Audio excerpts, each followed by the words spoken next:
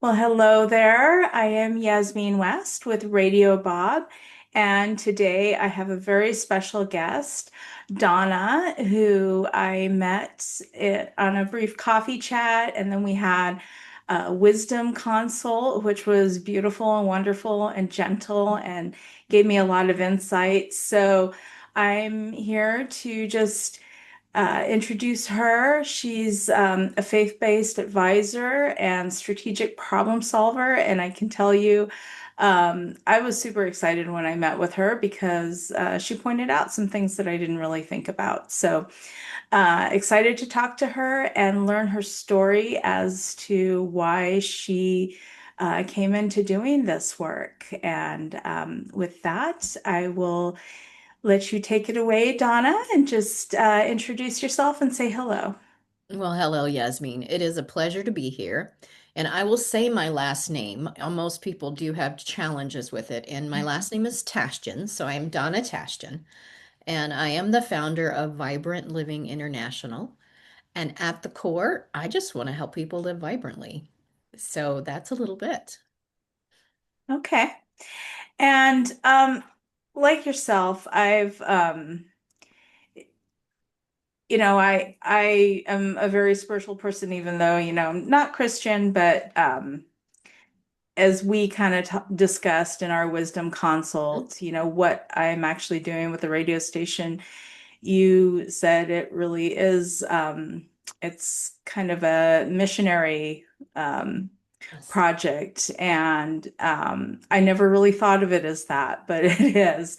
And kind of what got me started was some personal tragedies in my own life and also my husband's life. So I know you have a story, and I want to be respectful with that and not dive too deep if it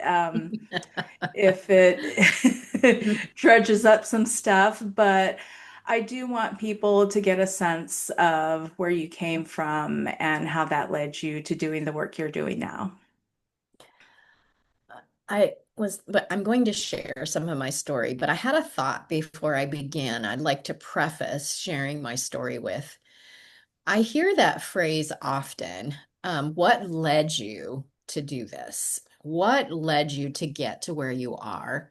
And even as if it was the tragedy, trauma, disappointment, pain. Come on, guys. There's just things that cause pain in this world and all kinds of disappointment. And one, yes, I'm going to tell you some things happened to me. I'm not sure I would say it's causative of where I am today, but it did add a lot more flavor to the mix if I was making a soup kind of thing. It's adding a lot more flavor and wisdom and experience to what I'm actually doing today. Because I believe what I'm doing, I am a faith-based Christian advisor, been doing this for a lot of years. And I believe that we have a purpose. We're here for a reason. And finding out what that is one of our biggest quests. It's like, where do I fit? And what am I supposed to do? Can I belong? And like those kind of things are our biggest questions. And we use trauma sometimes as the reason I got here, but I think I would have gotten here because it's who Donna is. Mm. Um, it's now where people are saying, well, they used to say it in the negative. That's a Donna thing, but that's not what they're doing anymore because I've changed, mostly how I've changed on how I saw myself. So I just wanted to preface as I share my story, and even as you look at your own story, you've always had a heart to help people, talking about you personally. You've Yeah. always wanted to make people smile, to give encouragement, because that's who Yasmin is. And the disappointment didn't, they might have propelled you to make different decisions, but that was who you already are. Does that make sense? Yeah. Yeah. So I wanted to preface that with and to have people look at their life because a lot of people will have a medical emergency or something that's a wake-up call but it is a wake-up call sometimes, but it's not necessarily causative. Does that make sense to me? It's like Yeah. that's just a different way of looking at it.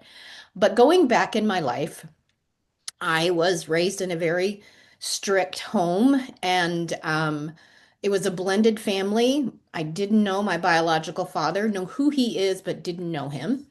And my in my blended family, my new father became my daddy. So that was a wonderful thing that came out of that. But anytime a girl, just psychologically speaking, doesn't have a relationship with her father, it does something. It does something to what we believe about ourselves. It does something to how we look at the world.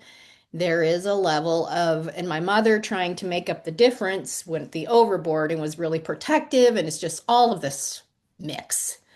So, all of that is a little preface of I was already insecure, which led me into being sexually abused.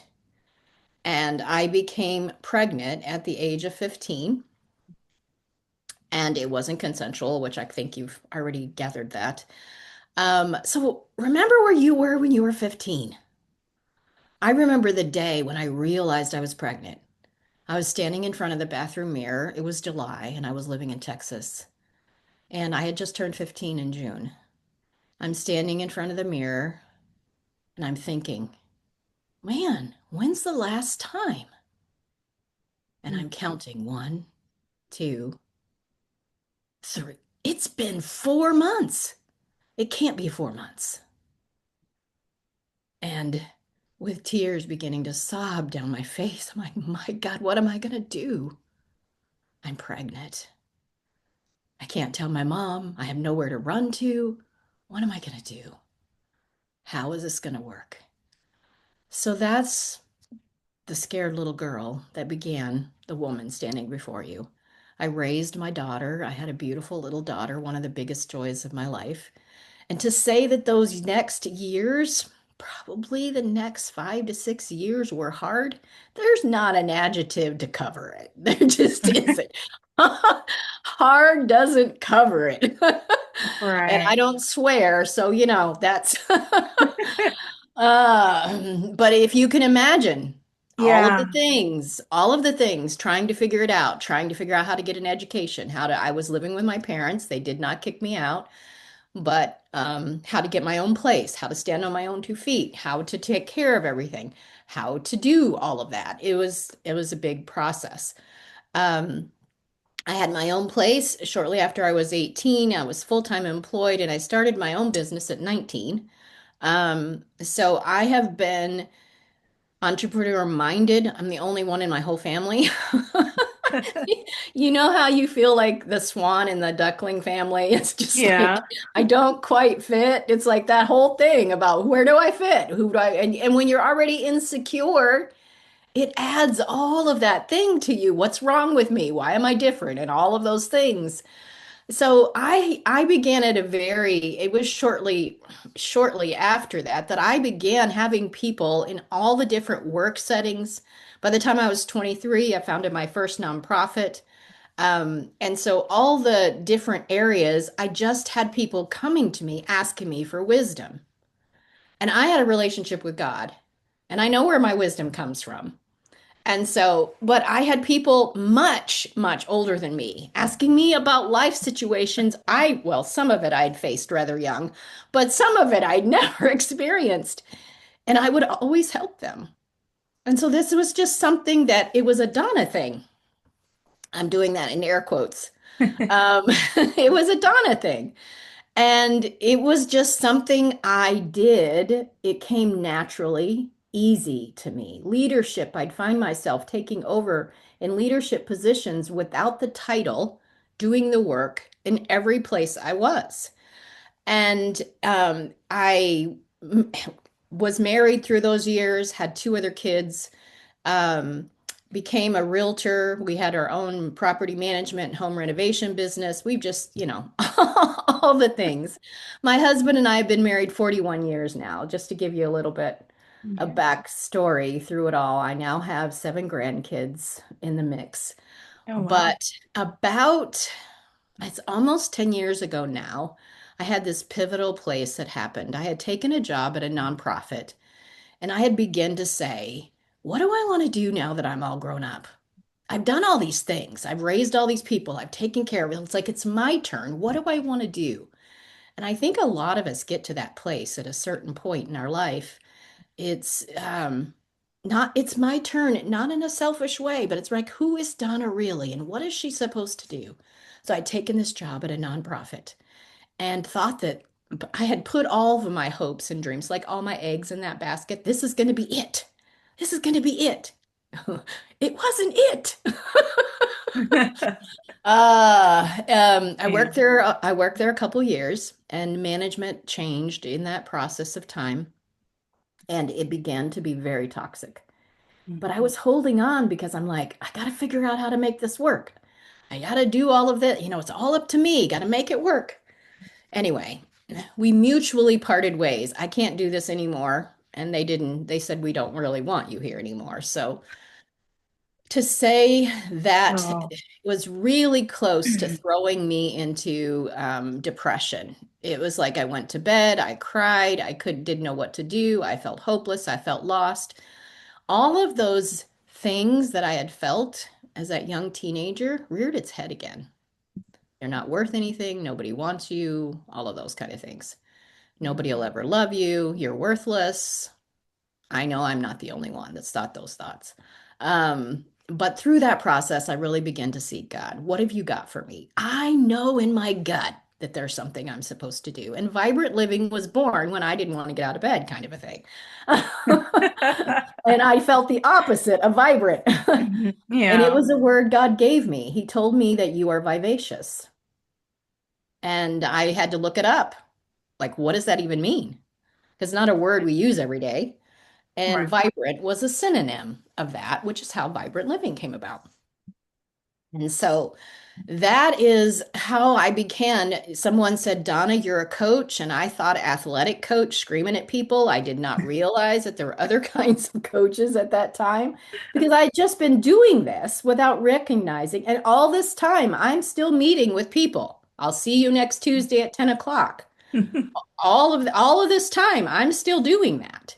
Yeah. And so I went back to school then to get my coaching certification. I have four or five now on the wall. You just keep collecting certifications, you just keep learning.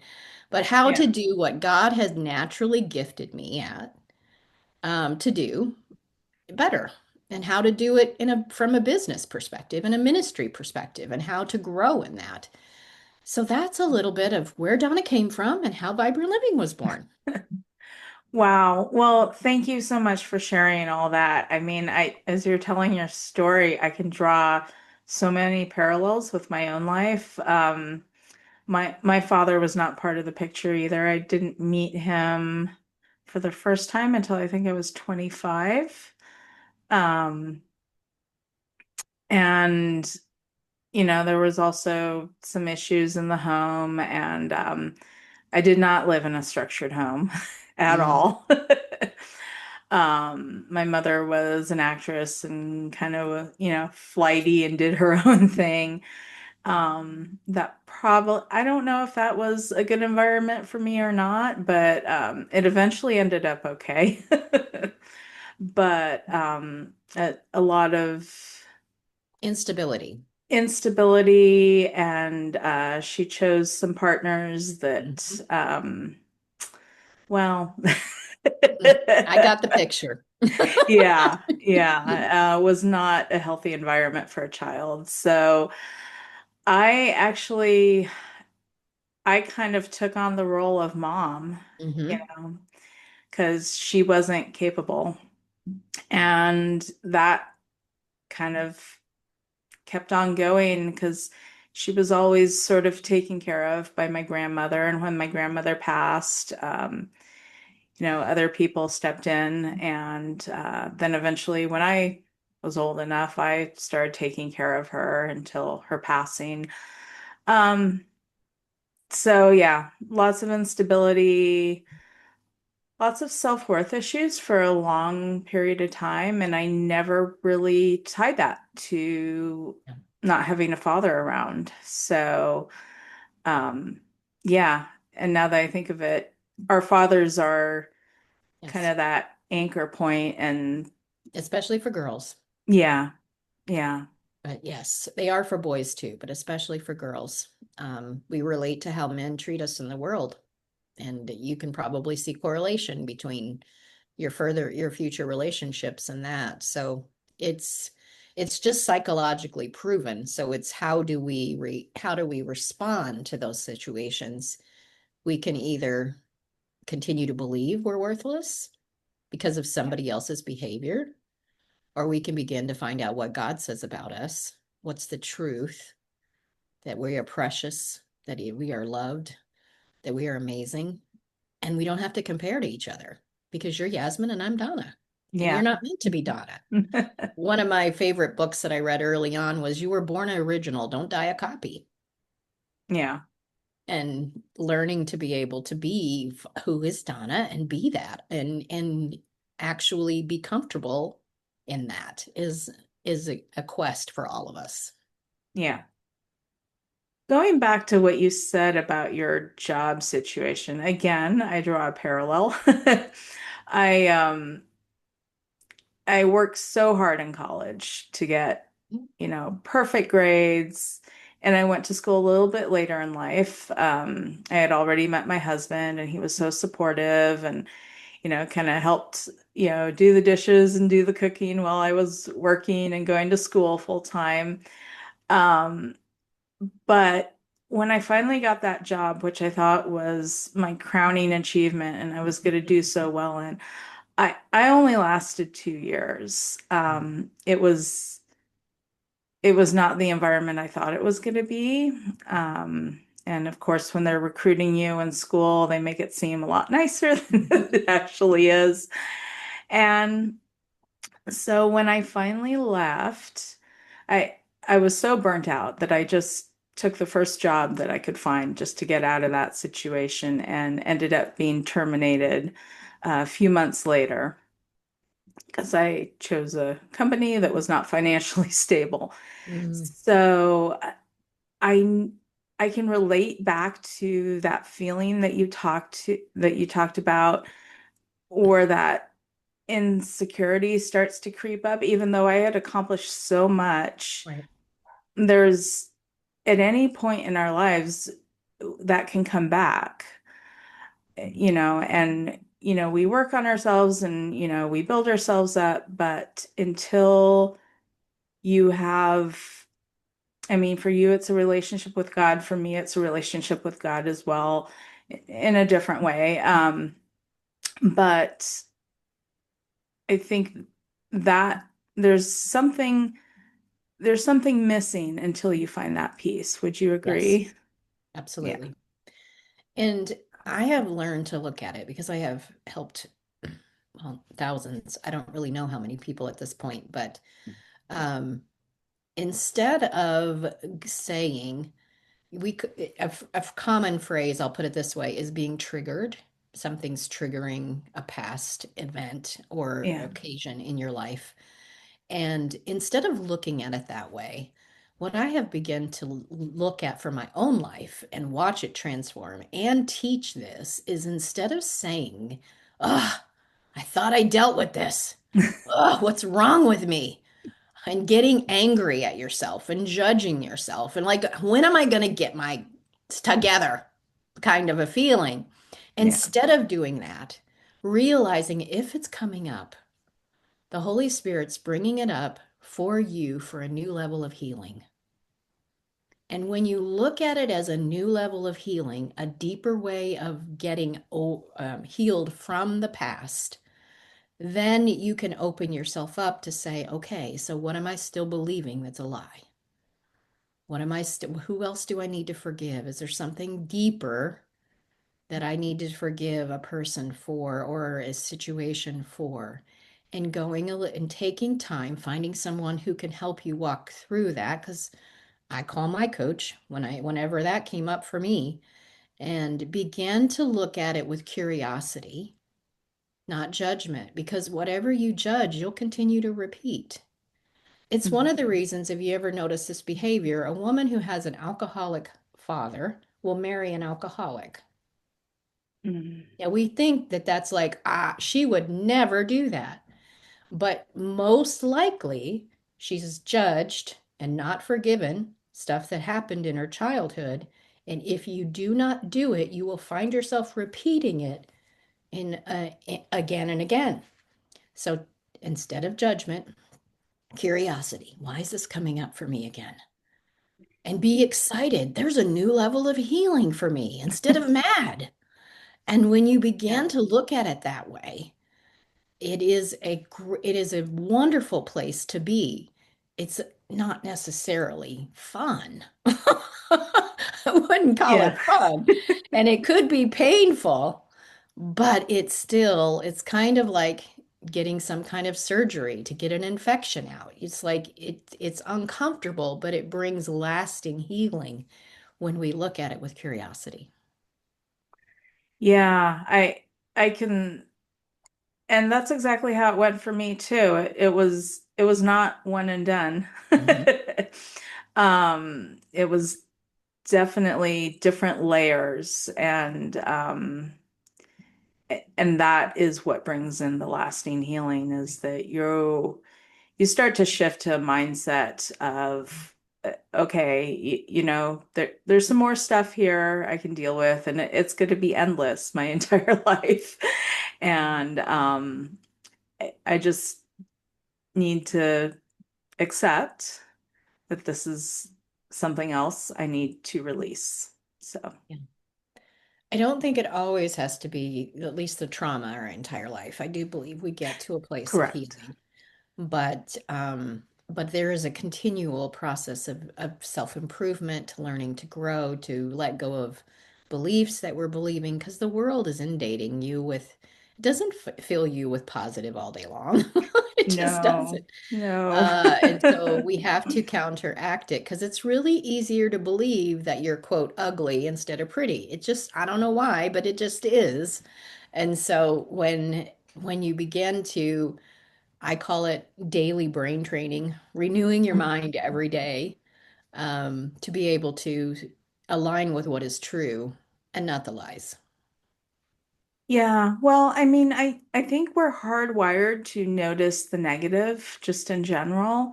Um, because if we look at our past, ancient ancestors, that's what kept them out of danger, right? So I believe we're kind of hardwired to see flaws, and the world out there is very um, good at using that to sell us products that we don't necessarily need, and all this stuff to play into our insecurities and problems that we notice that may not even really be a problem.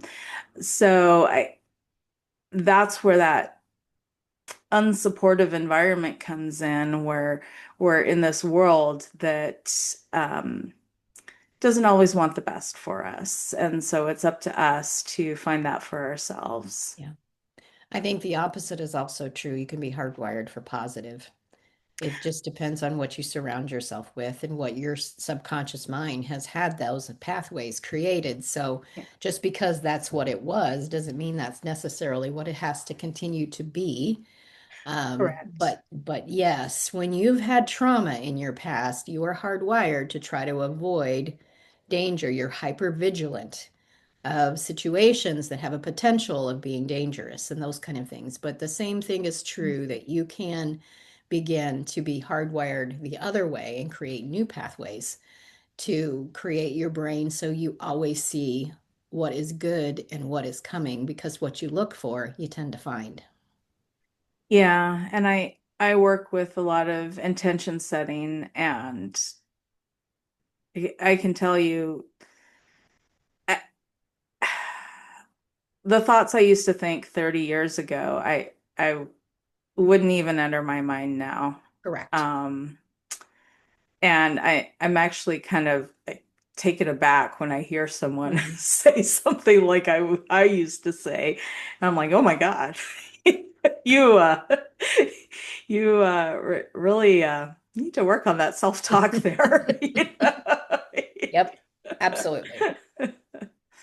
So, yeah.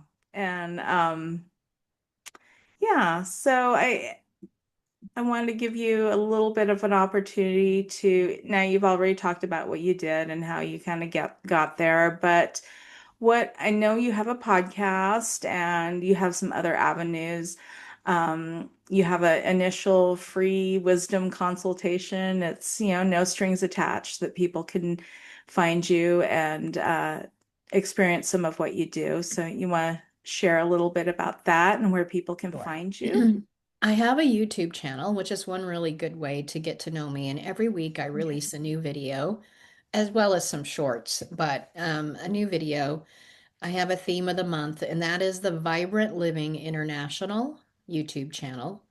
There is another Vibrant Living channel, so but you'll Okay. see my face. So it's Vibrant Living International. And so that's one way that you can get in touch with me. My website is the letter I, vibrantliving.com.